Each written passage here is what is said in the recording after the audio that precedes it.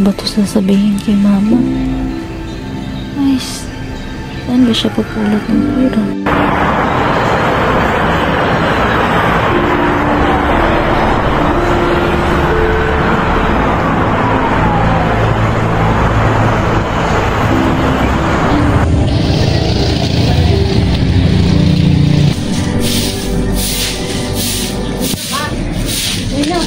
Nandyan ka na pala. Ma, isang na pala namin next week kaya magbabayad na naman tayo ng gusto. Magkano ba yan? Tsaka na yan, pasok muna tayo sa bahay.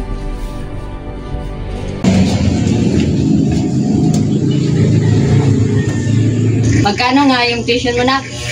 Ano ma? Ano ma? 2,931. Hala, paano ba yun, nak? Ang laki. Nak, pasensya ka na, nak. Nanghanap ko ng paraan. Hiniram mo na ako sa ate bebang mo.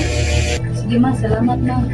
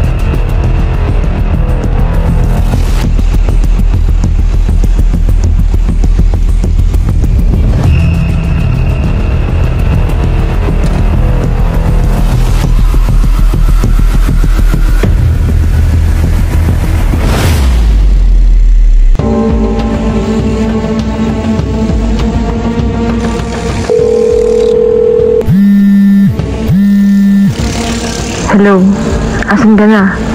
Nandito na ako. Sige, nandito na din ako.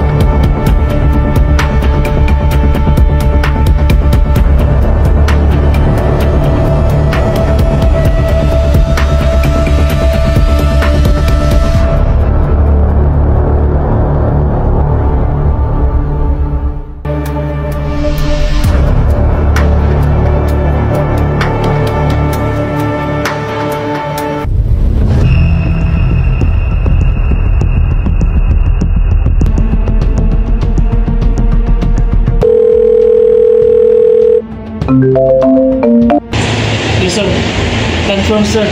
Nasa ganda na yung bag money. Confirm sir yung test drive. Okay, noted. Magantay ka lang sa tawag ko.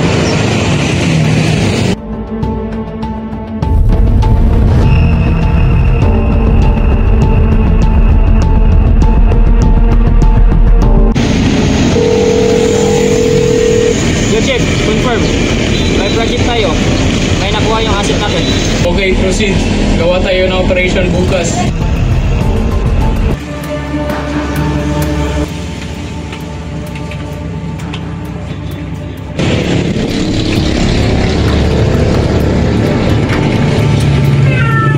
Day, 3, 8.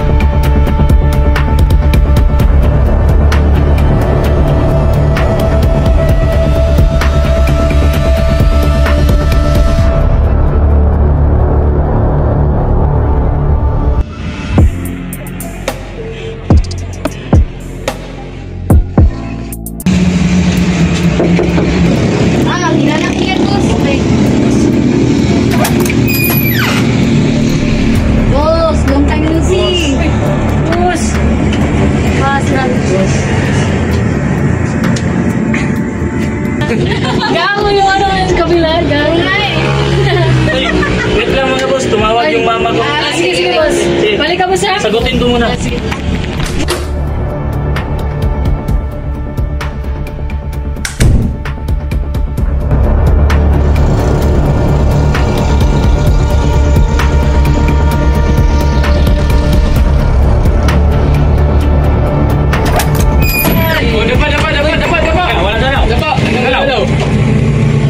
Dapa.